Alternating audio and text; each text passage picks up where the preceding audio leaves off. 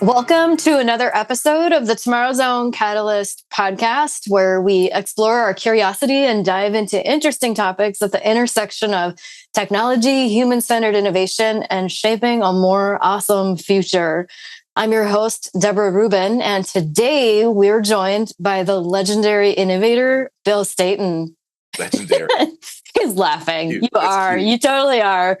He is an Emmy-winning producer, Hall of Fame keynote speaker, and creativity expert who demystifies innovation for leaders worldwide.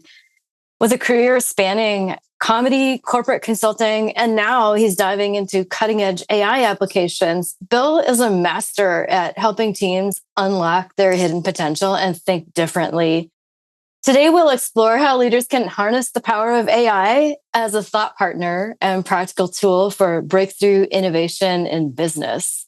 So I'm really excited to geek out with you, Bill, on how you're using AI to expand your creativity. And before we dive into all of that, though, I would love if you could just share with our listeners some of the highlights in your backstory that led you to the awesome work you're doing now.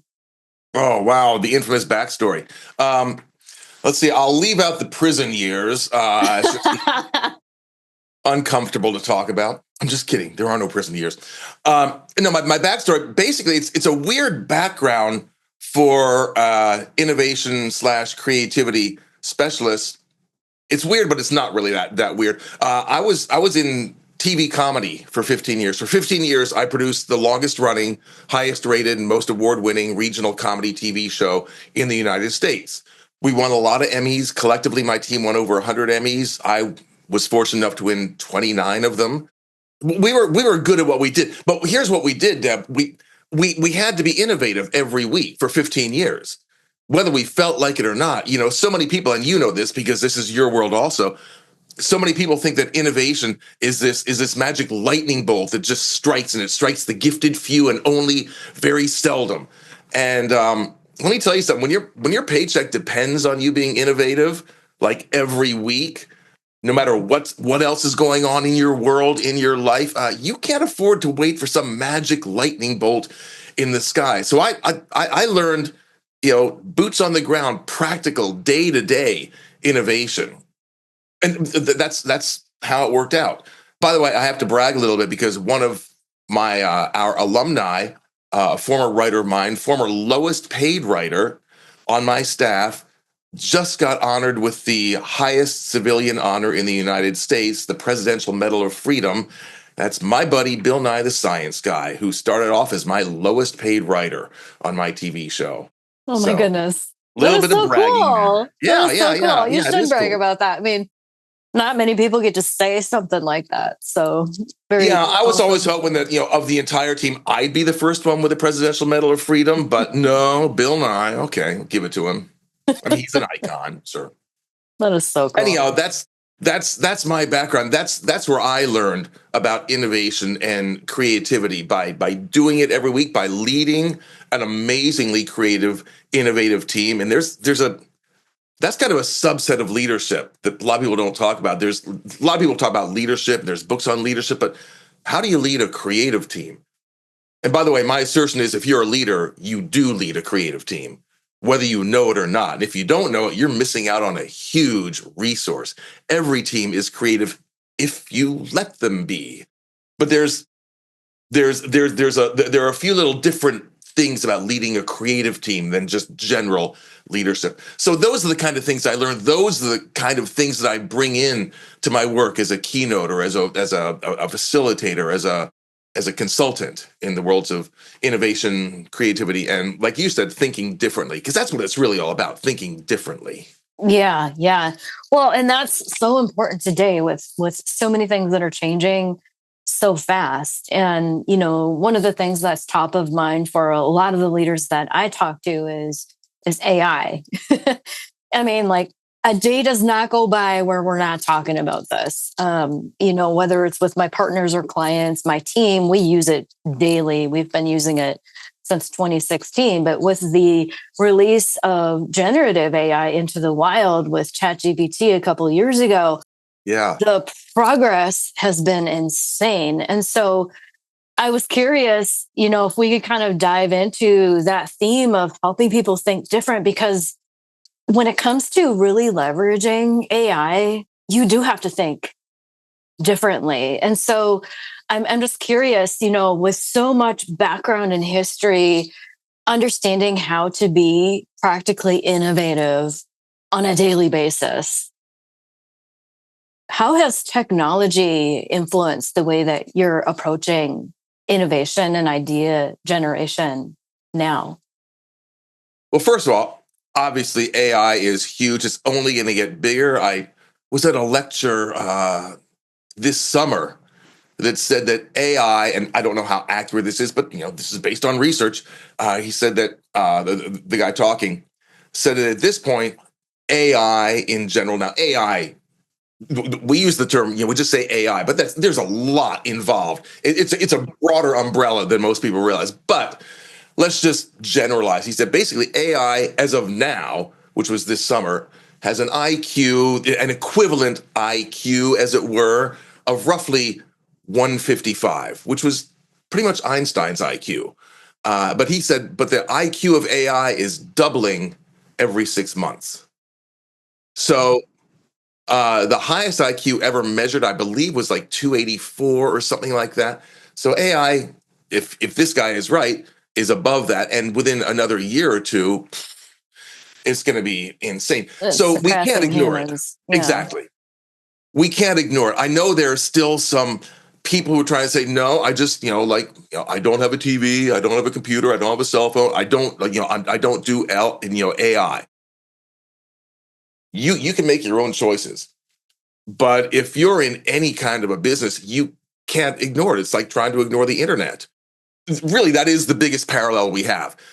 In most of our lifetimes, we've seen maybe 3 changes of this kind of magnitude, 3 disruptions. There's AI. Before that was the internet. And before that was the cell phone, or the smartphone, actually, not just the cell phone, the smartphone. Those are now going back, obviously there was, airplanes and things like that. But going way back, fire. Fire was a good one. That's right.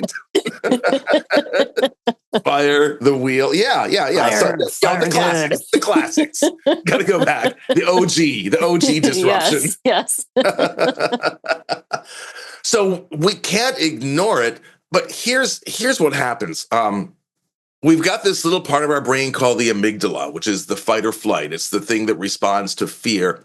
And the way we're built as an animal, we are hardwired when faced with change to the very first filter, the very first thing we think about is like, what's this going to cost me?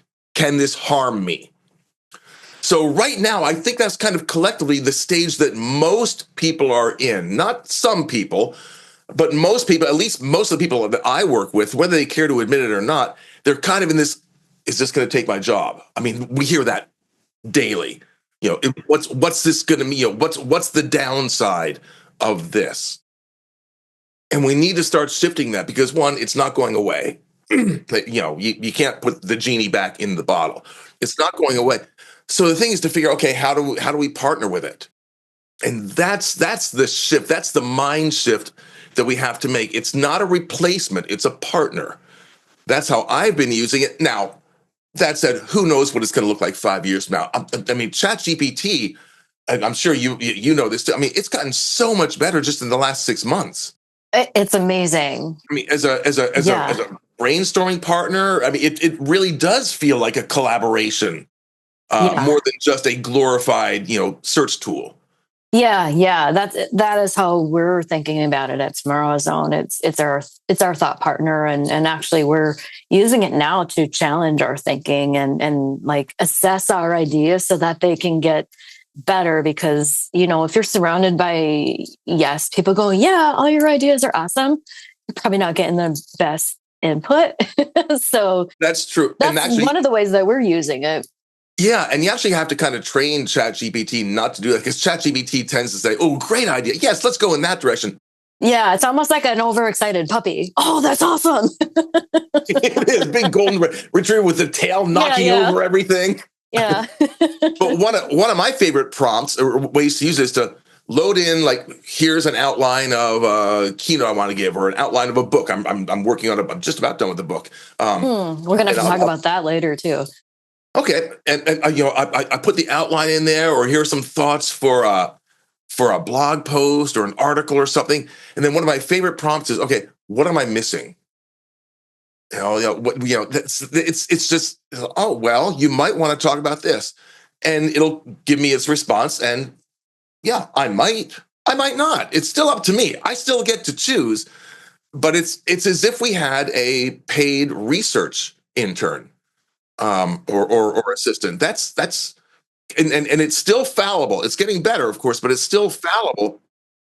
Where some people think it's cheating to ask, say, ChatGPT, hey, find me an example of this, because I want to use an example in my book of some concept. Find me an example. And some people will say, well, that's kind of cheating. Well, if I had a paid researcher on staff, I would say the exact same thing to that paid researcher. I would say, hey, go find me an example. And that paid researcher would scour the internet and all sorts of things and come back with the same thing. Well, that's what we're doing. It's a partnership. It's not a replacement. It's a partnership. I still get to decide what gets in, what doesn't get in, what I want to represent, what I don't want to represent. But sometimes it helps me to clarify my thinking on something. Sometimes, again, just like with you, it presents options that I might not have seen or thought about, because so much of what collaboration is, and brainstorming, and so much of the work that you do is asking people to break out of their typical way of thinking about something. Okay, you're asking the same questions, you're looking at it through the same lenses, because that's what we do. So sometimes it's good to have that kind of, as can't think of the guy's name, Roger Van, whatever, in one of the original books about creativity said, a whack on the side of the head. Sometimes we need that whack on the side of the head. And that's something that AI can provide for us. Well, yeah. And it makes so many perspectives accessible, because pre-AI, if you wanted to bring those different perspectives together, you would have to get a bunch of people together in a room, or, on a virtual meeting or something, to be able to get those perspectives. But the neat thing about using generative AI as your thought partner is that you can tell it what persona it's playing, and you can actually bring multiple perspectives to the table as you're considering ideas. That's one of the custom GPTs that I built in my experimentation, is one that is kind of a simulated genius advisory board. And I trained it on different profiles of thought leaders that are going to bring very different perspectives. And so, I included, Einstein was one, and Warren Buffett is another one, like very different perspectives from mine.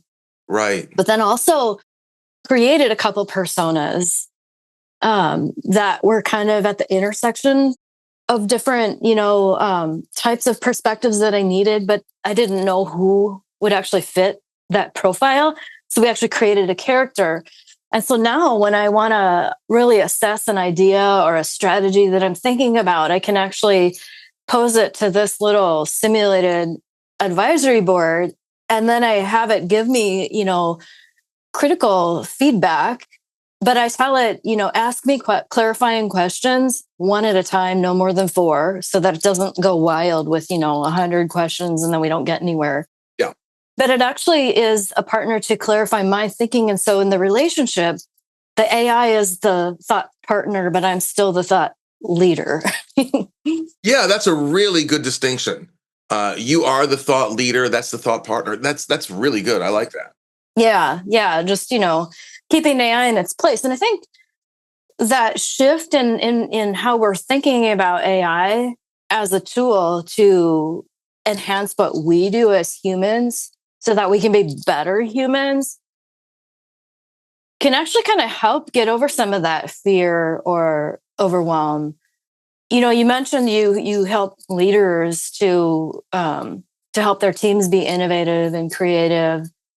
So for leaders who might feel overwhelmed by the notion of AI and this collaboration with AI, what advice would you give those leaders who might be kind of in the deer in the headlights phase of this? Yeah, and that is the phase they're in. A few things that I'll remind them of that aren't just specific to AI, but they certainly are relevant and cogent to where we are right now with AI. And part of it is just the way we react to change. We already talked about the amygdala, and that our first instinct is, what's this going to cost me? And so that's natural. That's a part of the process of change. But also change is really simple. Actually, there's only three phases in change. There's the part before change, which we like. We're comfortable there. That's the old sweater. That's the comfortable pair of stuff. We like that part. And then there's the part after change. And we're kind of okay with that too. That's, the new house. This is actually better. We like this. Then there's that part in the middle, the messy part. That's the part we don't like. We're in the old house. Oh, it's comfortable. We know everything is. Things are kind of weather worn, but we like it. The new house is really cool. But moving, does anybody like moving? Moving the boxes and that sucks. It's horrible. It's terrible. Nobody likes that. That's kind of what we're getting into with the AI. We're in the messy part. It's supposed to feel uncertain because we don't know where it's going to take us. ChatGPT is 2 years old. That's it. 2 years old. Can you believe it? I mean, just the Do you remember what your websites looked like when? Yeah. Do you remember what your websites looked like when the internet was 2 years old? Just horrible, right? So who knows where it's going? And by the way, anybody who tells you, yes, this is exactly where we're going to be in 10 years is lying. Run away from that person because nobody knows for sure what's going to be. It's a logarithmic progression that we're in. But we're in this level, this area of uncertainty. It's natural to be confused. It's natural to be a little frightened. It's natural to be a little wary about where you are. But I will say this. A lot of people, a lot of leaders are treating AI as this shiny new toy. Let's just all play with this. Let's see what it can do. I would remind them to back up a little bit and revisit their values, their vision, and their mission. Because however you use any tool has got to be in service to those three things. And it's easy to get distracted by the bright shininess of ChatGPT and all the other AI tools that are out there. And they're wonderful and they're fabulous. And they have the potential to do great things, and they are doing great things. But you can't lose track of the fact that this is why we are here. This is our purpose. This is, again, our values are this. Our vision is this. Our mission is this. And those are three different things, but they are kind of three North Stars. And your AI has got to be in service to those. So don't lose track of the big picture because the weeds are so pretty.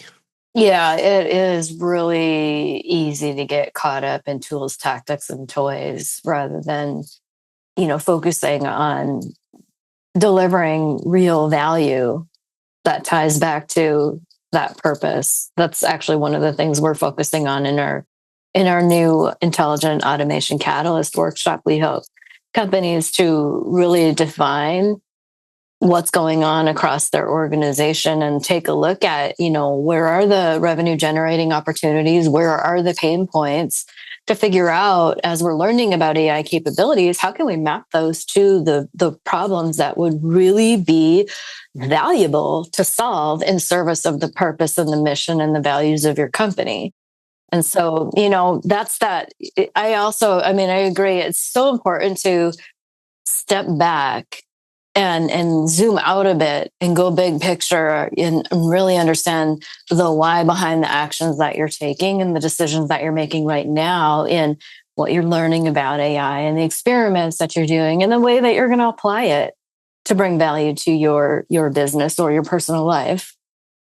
Now, I would also say, first of all, I love what you're doing with that. I love how you're applying that bigger picture thinking to the tool. It's like when back in the day, we were all excited to get the new Texas Instrument calculator because it can do logarithms and it can do this and that and the other thing. And very few of us, certainly I didn't, sat around just doing equations because we can do equations. I don't know anybody. Let's do another quadratic. Look at this, Bob. Look at what this thing can do.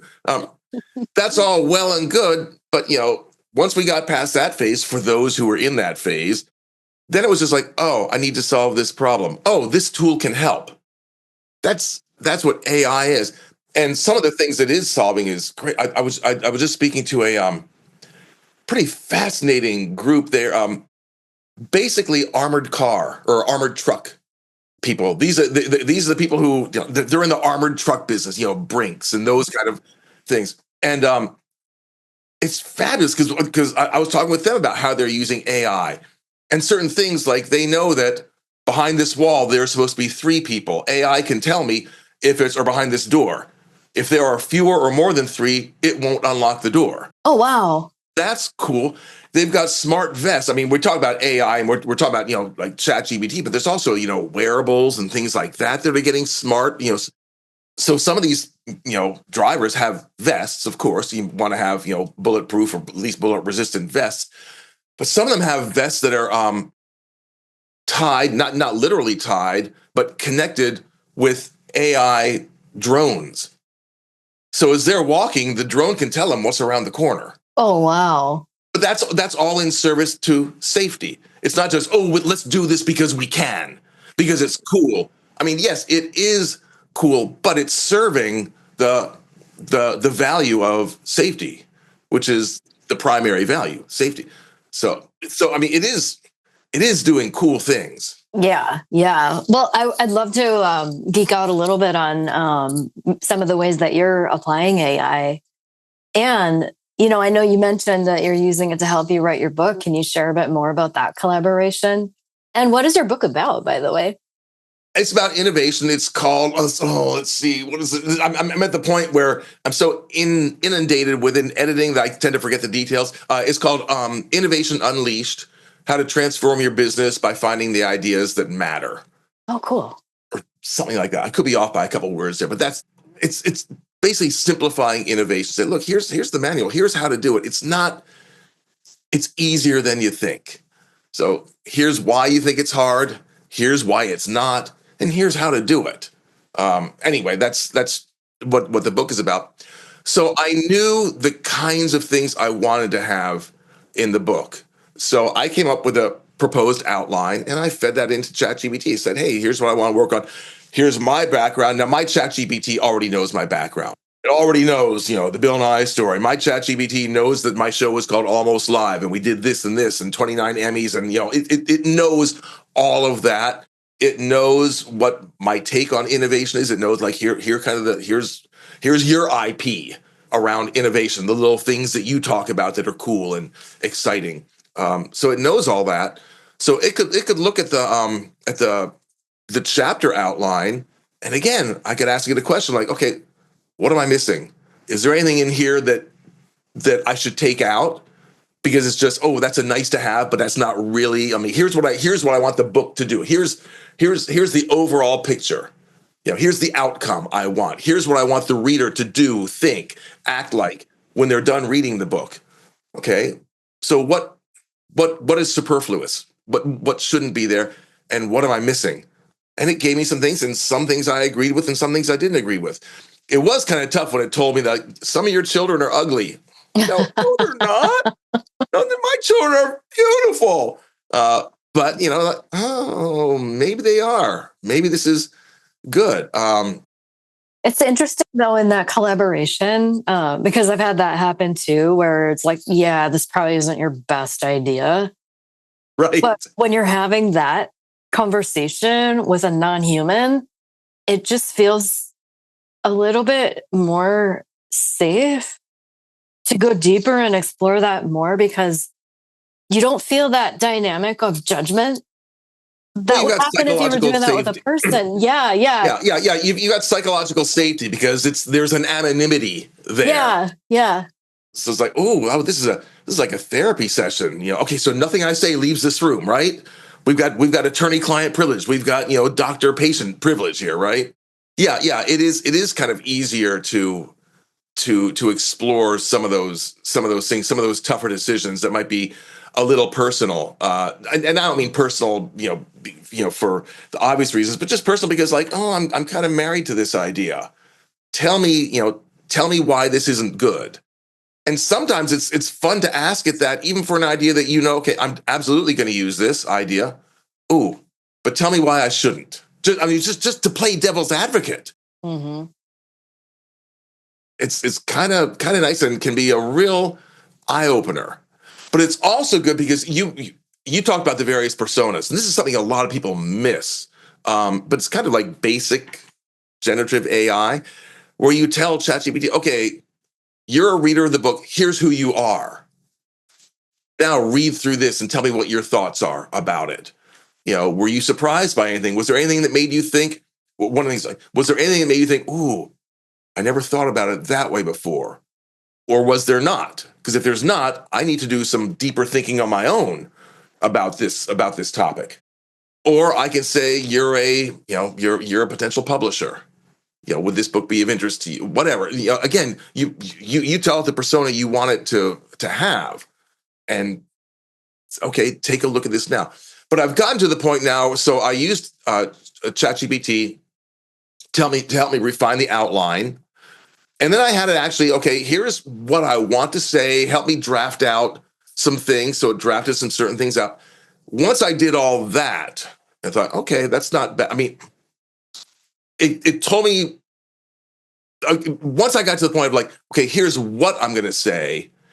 Then I kind of took it out of ChatGPT and I put it into a writing tool I use called Scrivener. Saying, okay, yeah, I love used that Scrivener in the past. Yeah, so like, okay, so AI has done its job. Now it's on me. Now I need to make it more me. And so I'm doing a lot of the rewriting, like with Scrivener, I've added notes. Oh, don't like this phrasing. Oh, you know what? Should this chapter be up here? And now I'm in the process of doing the rewriting without using AI at all. AI did what I wanted to do. AI found me examples that I wouldn't have thought of. Like, find me an example of somebody who put two dots together to this. How about this? Nah, I don't like that. How about this? Nah, everybody knows that story. What about this one? Okay, that's good. Thank you very much, research assistant. But now, so it did all that, but now it's at the point where, okay, I get to write. And I kind of forgotten how much I enjoy just writing and just, like, oh, now I got to do the work. Oh, but it's fun because this is when the humanity comes in, where you can like, okay, this is not a machine. This is me. So it's been a collaboration. And now I've kind of let go of my collaborator, unless there's something specific that I want. But now it's on me, because like you said, that's the thought partner. I'm the thought leader. It's I'm the one doing this. Yeah, I'm really curious, Bill, because I know you've written a book before. Yeah, I've written a book before, but I'm considering writing something completely different. A romance novel. No. It won't be a romance novel. That would be different. I've seen your other book, and well, that's a textbook. It is a textbook. Yeah, actually, it's going to be used in a college course. That's somehow being that doesn't developed. surprise me at all. Yeah, so that was like a very huge stunt of nerdiness. But I'm considering. I don't have like the exact topic because I'm interested in everything, but it'll be something at the intersection of technology, innovation, and future with humans at the center. But I'm curious, you've written a book before and now you're in the process of writing another one. How does your process now compare to the last time that you wrote a book? It's interesting. I've actually written several books, some of them small, some of them not so small, but it's interesting because this is the first one that I've written since, using AI, because AI wasn't really a thing, or at least generative AI wasn't a thing when I wrote my last books. There's a part of me that really loves it, and there's a part of me that doesn't. Because here's the trap, and I don't know if you've fallen into this. It's easy to get dependent on the AI and say, "Oh, just write it for me, and then I'll tweak it." And that does kind of feel like cheating. And I'm sure we're going to get loads and loads of AI written books. I'm seeing ads all the time in my space of like, write your book in a weekend, write your book in a day. It's getting short. Write your book in an hour. It's, using, and sure, that can happen. I would say you're not really writing a book. You're prompting ChatGPT to write a book, and then, okay, there it is. There's a book. There was a part of me that really enjoyed just sitting with at a blank screen or a blank piece of paper and just writing, and every word was entirely in my voice. Now, that one of the things I'm trying to do is go through and figure out, okay, this is ChatGPT's voice.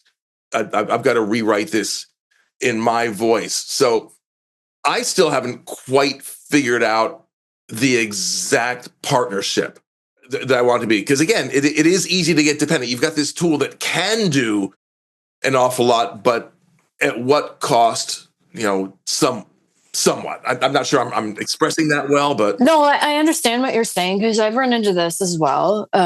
We use it a lot. And one of the things that I've been forcing myself to do is to go back to paper. Actually, I've got my Mad Scientist notebook handy all the time. And there is something really magical about that, pencil in hand and pen to paper type connection between getting your thoughts, out of your head and onto something tangible that helps to crystallize your thinking. But where I've found that AI fits into my creative process is it's a brainstorming partner, but I'm ultimately the filter and the decider. I'm the one who brings the judgment and, the evaluation of the ideas. And I pick and choose which ones influence the ultimate result, which is mine, And so I still, I don't want to get overly dependent on it. I will trust it to take over tasks that are, not high stakes. So, if I need it to evaluate a lot of information quickly and find themes or make something very large and voluminous, concise, it's really good at that. And it is better so much at that faster than me. Yeah. It's good at seeing patterns. It is really good at that, which is why you take a tool like Otter or Fathom, which I think you use. Yeah, we use Fathom, and I've got Sybil on with me right now because it behaves better in Zoom meetings. That's why. Exactly, but it's great. So it'll transcribe everything, and then you can say, okay, what are the main themes I want, or I want to send a thank you email. What are some of the themes that happen here or whatever? It's really good at that. Or based on this half-hour long, whatever it is, conversation, what are my top 3 to-dos? Oh, well, here's what I would suggest. That's great. I think next time, and I don't know about you, every time I write a book, I realize, okay, but this is, I need to write this book too. Because, but here's a thought, but it doesn't belong in this book. Oh, crap, I got to write another book now. Yeah. Do you have a place for those ideas? I don't, which is horrible, because one of the things I teach is always having a recording device, either your phone or a notebook or something like that for your ideas. And then I love paper. I love pen and paper because there is something, there's something neurological about how it actually is better creatively than typing at a keyboard for actually a couple of reasons. Yeah, it's powerful. Then you end up with notebook after notebook after notebook and pad of pad. I've got so many legal pads. Just I'm looking over there to the messy part of the room. We all have, this is the curated part here, but out there, there's a stack of yellow legal pads, all filled with brilliance, going back years. It was like, oh, well, it's not going to happen. But I've got these notebooks going back about a decade. Yeah. Every once in a while, I find them really handy, but every now and then they're indexed, so that helps. I go back to my old notebooks sometimes. I'm amazed at how brilliant I used to be. But it is a matter. I think so. So I think the next book I write, I'm going to have more boundaries of what I use AI for and what I don't. Like I don't think I'm going to let it do actual writing. I think I'm going to use it as a researcher and to help me outline and troubleshoot and poke holes in my thinking. But then I think I'll do all the writing. I think I was a little too dependent on it this time, and I don't want to just be an editor. I want to be the writer, and then maybe put the writing back into and say, okay, what am I missing? What's not clear.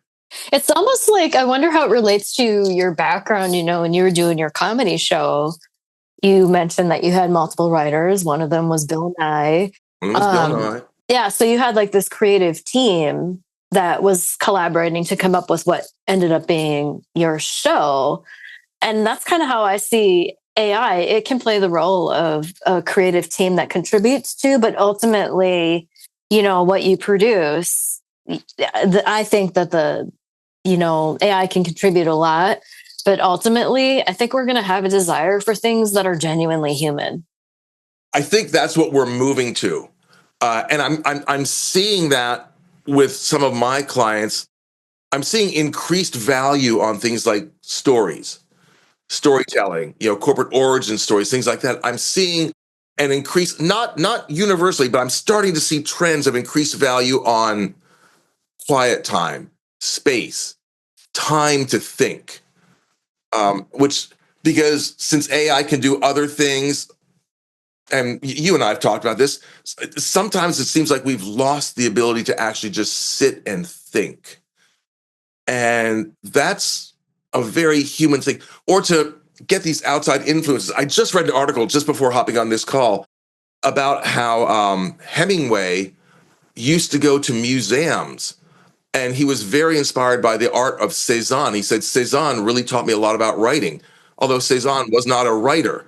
He just said there was something in the simple way that Cézanne that influenced me. And those are the kinds of human things and human activities. Right now, generative AI, it basically predicts what's the most logical thing to come next. It does that at very high speed, and it has the entire universe as its source, but it's basically built on predictive algorithms.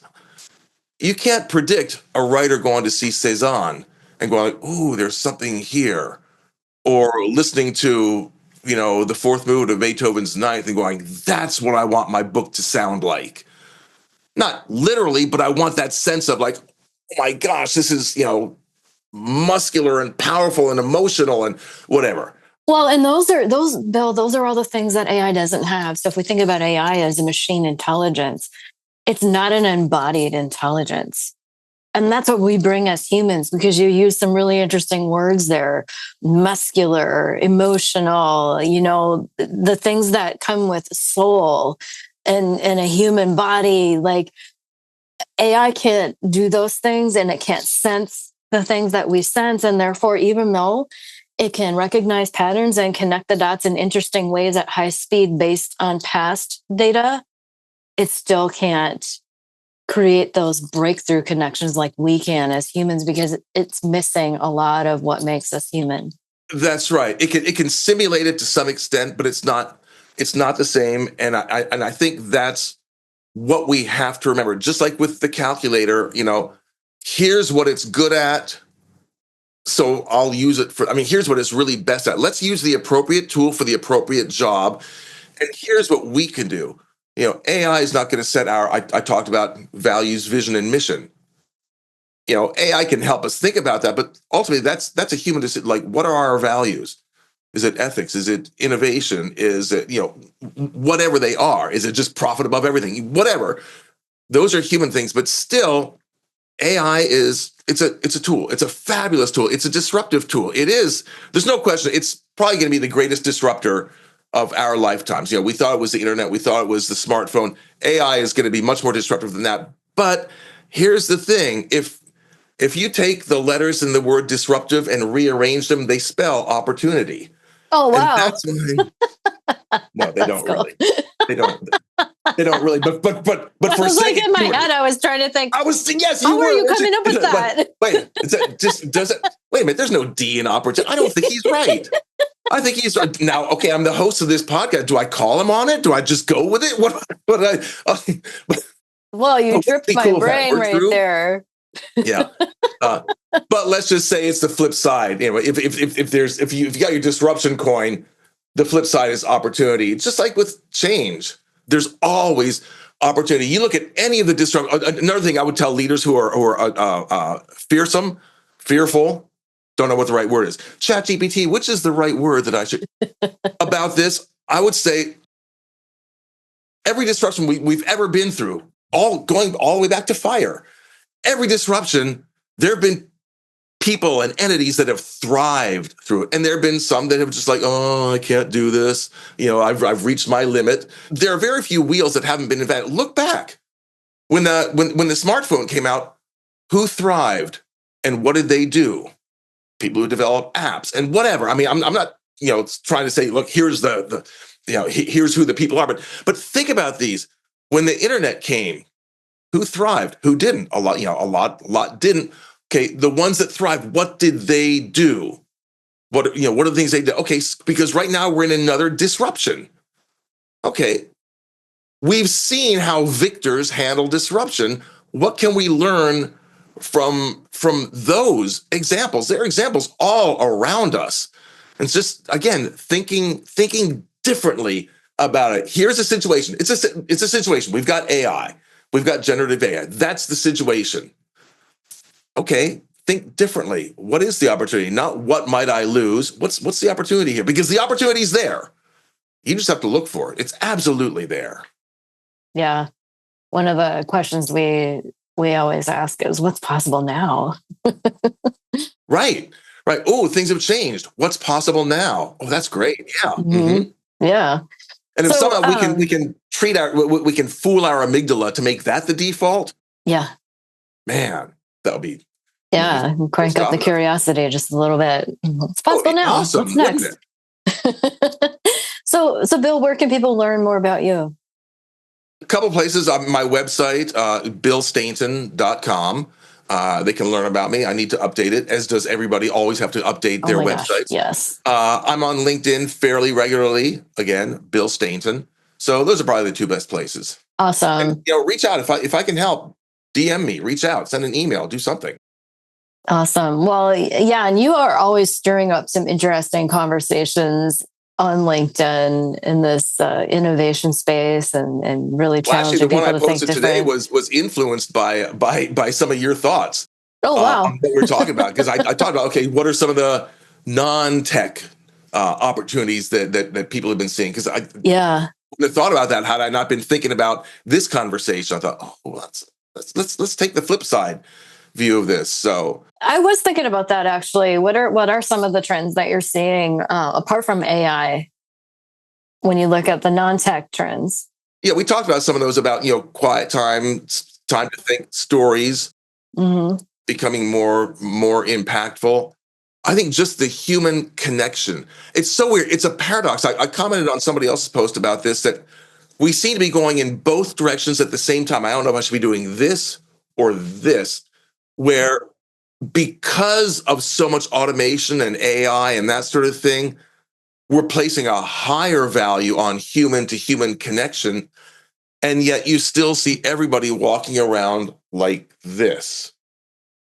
But I think we are going to be placing much more value on that, because what do we place value on? Commodities that are scarce. Well, human interaction is becoming scarce, but when you actually have an actual one-to-one, I mean, AI right now, ChatGPT, as we've talked about, a great brainstorming partner. But there's something about the magic of sitting down with a glass of wine or a cup of coffee or whatever with one or two or more other people, and just because one of the things that you don't really get with ChatGPT is laughter. Mm-hmm. You don't get that, oh my goodness, that's spontaneous. And because you work in the world of innovation and creativity, and when people start connecting things that don't necessarily, seem to be connected and finding that spark, In comedy, we call that the punchline. In innovation, we call it the iPhone. But it's the exact same process. It's connecting things that nobody has ever thought to connect before. And a lot of times that leads to laughter, not with ChatGPT. It doesn't. That only happens human to human. And I think that's priceless. Well, I love that thought. Final question for you, Bill, and this is something that we always ask. I've asked you this before, but I'm going to ask again because we're in another context. So what's one thing that leaders can do today to shape a more awesome future? I think one of the biggest things, and we touched on, is to proactively look for the opportunity. I think when as a leader, when your team sees you with that mindset shift of what's the opportunity, where can we go today? Your slogan, how can we create awesome? When they see that mind shift, it spurs that within themselves too. They start to see possibilities within themselves that they didn't necessarily see before. A good leader is what brings that out. I thought, I heard somebody say once, there was a great line about relationships. He was talking about relationships, romantic relationships, but it applies to any kind of relationship, including a leader a team relationship. This is what this guy's named Scott said. He said, to me, the perfect relationship is one in which each person's primary job is to create a space for the other person to become their best self. Which is, wouldn't that be the ideal marriage? Wouldn't that be the ideal partnership? And wouldn't that be the ideal leader-employee relationship? That our job is to create a space where everybody else can become their best self. Not my best self for you, but their best self. And I think if leaders can start to think, what is the opportunity? How can I create a context of opportunity for everyone to become their best self? If enough leaders did that, that could really rock the world. Oh my gosh, that's beautiful. What an empowering way to end this. Thanks, Bill, for joining me today. Yeah, thanks. You ask such cool questions. You make me think. I love that. Well, and likewise. We could talk forever. I can't believe how fast the time went today. I really appreciate you joining me today to explore what's possible now with AI and in our rapidly changing world. To our listeners, if you've been inspired to rethink how AI fits into your business, take the next step. Explore your challenges. Let curiosity guide you to find some impactful solutions. Don't forget to subscribe, leave a review, and share this episode with fellow innovators. Until next time, stay curious and choose to make awesome happen.